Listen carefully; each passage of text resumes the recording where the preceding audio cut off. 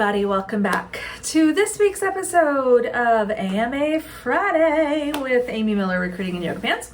I realized I had like 3 interviews today and I was wearing this t-shirt, which I'm sure is giving my candidates a lot of confidence that they are in good hands with the world's okayest recruiter. So also available in the shop, your Recruiting in Yoga Pants coffee cups.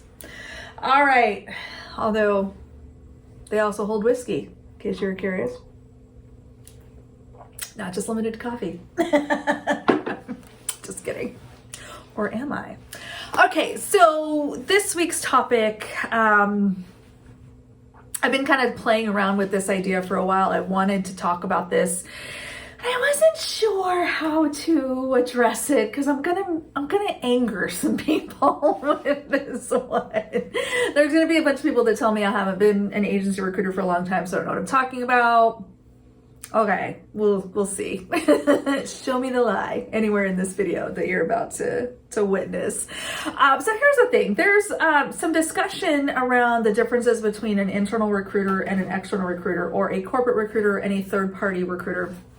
I've talked before, I think one of the very first videos, talk about amateur hour, like first or second video, I think, was kind of going into detail about what does a recruiter actually do.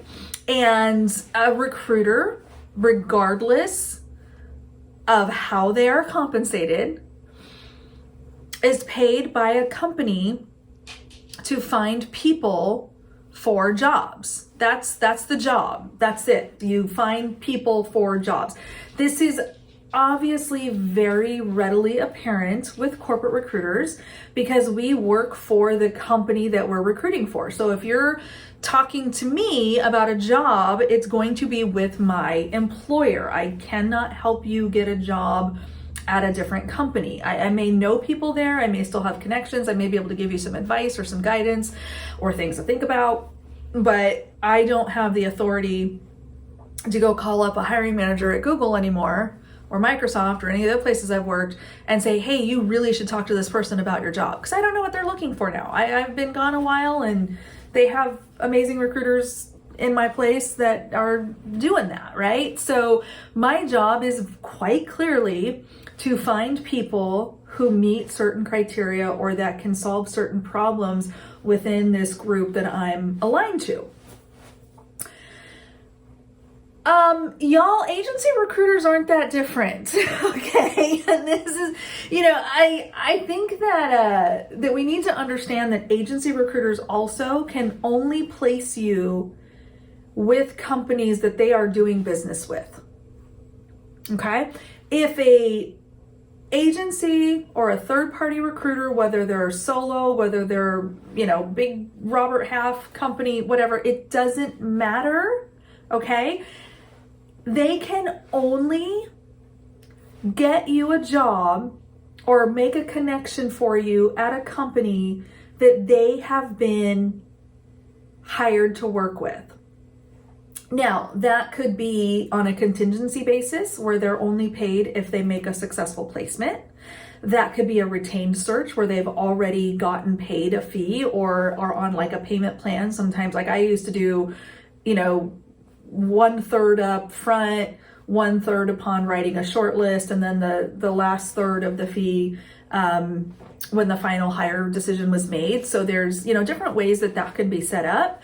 But the idea is no agency or agency recruiter or third-party recruiter can get you a job with a company that they are not contractually engaged with. Show me a recruiter who has done this, having no connection or relationship with or agreement with, and I'll just be tickled because I've never seen it or heard of it. What I have seen and heard of, and herein lies the rub, y'all. Agency recruiters can absolutely use your information, take your resume, take your background, write a nice little bio about you, and do something we call MPC. MPC calls. Let's get the whiteboard out, shall we? I really want y'all to hear me on this, okay? There's nothing wrong with this. This is not a complaint by any stretch of the imagination. I've done this a million times as an agency recruiter myself, okay? MPC.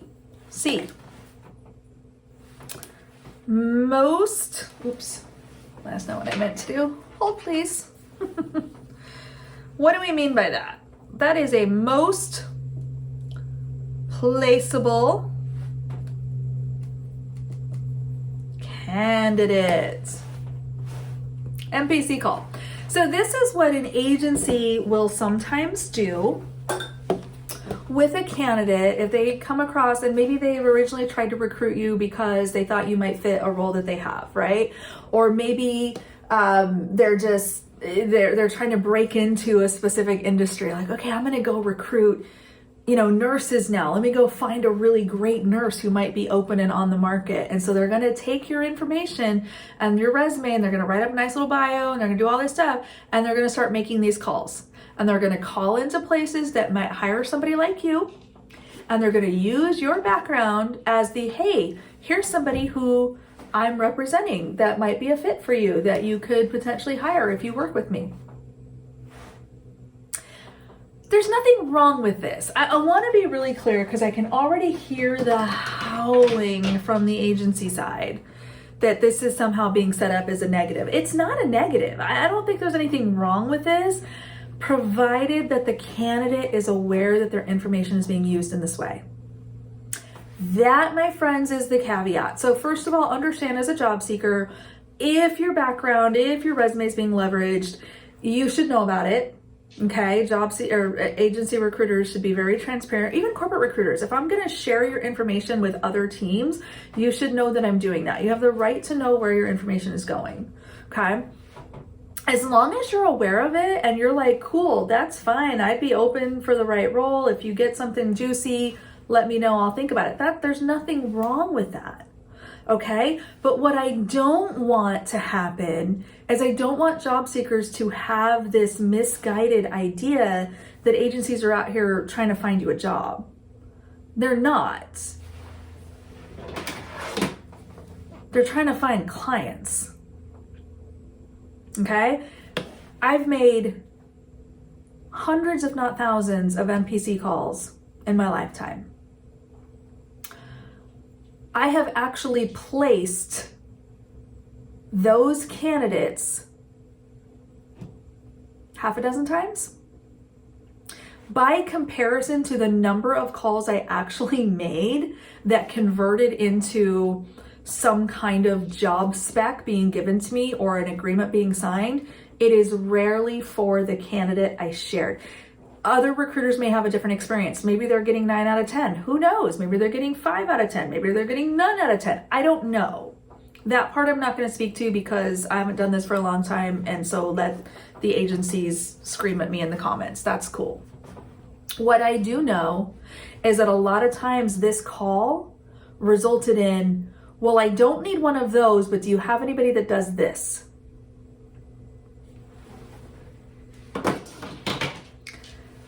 I'm getting clients, not getting you a job. Okay? Just being honest with you. Again, this is not intended to convince you that agencies are bad or that you shouldn't work with recruiters or anything like that. I think there are any number of amazing recruiters in-house and external, but I need y'all to understand that they are not working for you.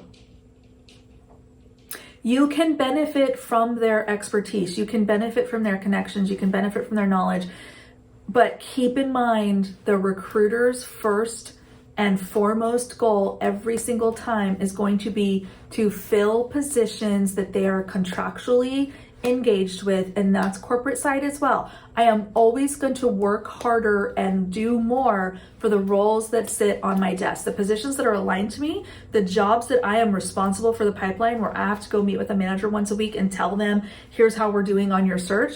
That is always going to be my top priority.